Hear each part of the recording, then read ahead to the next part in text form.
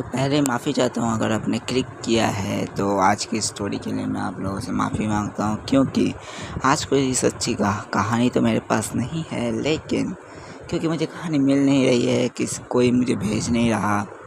तो जो सुन रहे हैं प्लीज़ मुझे एक कहानी भेजिए ताकि मैं आप लोगों को सुना सकूँ। तो कहानी है यक्षिनी, जो एक मैथोलॉजिकल क्रिएचर है। ये क्रिएचर्स अपने साधकों को कुछ भी दे सकते हैं, बहुत धन दौलत और भी बहुत कुछ। लेकिन ये क्या है, बहुत से लोगों को बहुत सी स्टोरी सुने होंगे आप लोग, बहुत से चैनल में इनके स्टोरी होते हैं यक्षिनियों के बारे में, लेकिन ये होते क्या है, ये क्या है, कोई भूत होते हैं, पिशाच होते हैं, बेताल होते हैं। तो देखिए, प्रेत योनि में भी बहुत सारे स्टेजेस होते हैं, जैसे कि आलियान, जो कि शमशान घाट का सरदार होता है। आलियन वो सबको एकजुट में रखता है। तो प्रेत योनियाँ भी बहुत सी तरह की होती हैं। प्रेत योनियों में भी बहुत से प्रकार के प्रेत हो सकते हैं, जैसे कि बेताल, ब्रह्मदैत्य, बहुत कुछ, दैत्य, पिशाच, राक्षस। लेकिन यक्षिनी एक अलग जीव है, जैसे कि मानव और देव अलग जीव है। जैसे कि वो एक अलग ही स्पीशीज़ होते हैं, जो कि हमारे लोक में नहीं रहते, लेकिन भूलोक यानी कि इंसानों के या कहूँ मानवों के वासस्थल यानी कि भूलोक से बहुत करीब रहते हैं।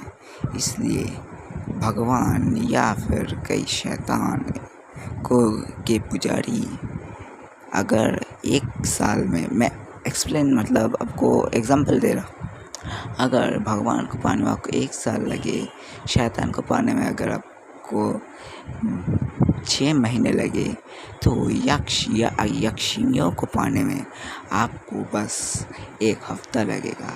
बिकॉज़ वो हमारे लोक से यानी कि भूलोक से बहुत करीब रहते हैं। उनका लोक यानी कि यक्ष लोक, जैसे कि कुबेर भी एक यक्ष हैं, जो कि धन दौलत के देवता हैं। तो क्या आपको पता था ये यक्षिनी क्या होते हैं? क्या सच में ये यक्षिनी अपने साधकों से फिजिकल रिलेशन बनाते हैं? तो ये जवाब होता है साफ साफ बिल्कुल जी हाँ। जो लौंडे अभी उछलना शुरू कर रहे हो ना, रुको। यक्षिनी को बुलाने के 2 पद्धति होते हैं। पहला, आप उनको अपनी अर्धांगिनी या फिर प्रेमिका रूप में बुला सकते हो, जिससे वो जब चाहे तब आपसे फिजिकली रिलेशन बनाने के लिए आपको मजबूर करेंगे। उसमें आपका कोई इच्छा अनिच्छा वो उनका कोई कदर नहीं होगा। आपको अगर नहीं चाहिए फिर भी उससे के साथ आपको फिजिकल रिलेशन बनाना होगा। लेकिन अगर यक्षिनियों को आप मातृ रूप में या देवी रूप में बुलाते हो, तो आपका कोई झंझट नहीं बनता इन सब का। लेकिन आपको फीमेल यक्षिनी को क्यों बुलाना है, तो यक्ष को भी बुला सकते हो।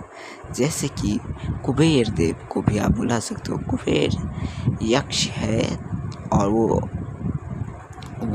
जल्दी प्रसन्न भी हो जाएंगे अगर आप उनको सही से अगर आप रिचुअल करते हो। तो आपको यक्षिनी ही क्यों बुलानी है भाई, आपको तो इंसान तो कुछ अलग ही चुल मची रहती है यार, क्या बताऊँ। तो कैसे लगी कहानी कमेंट में ज़रूर बताना।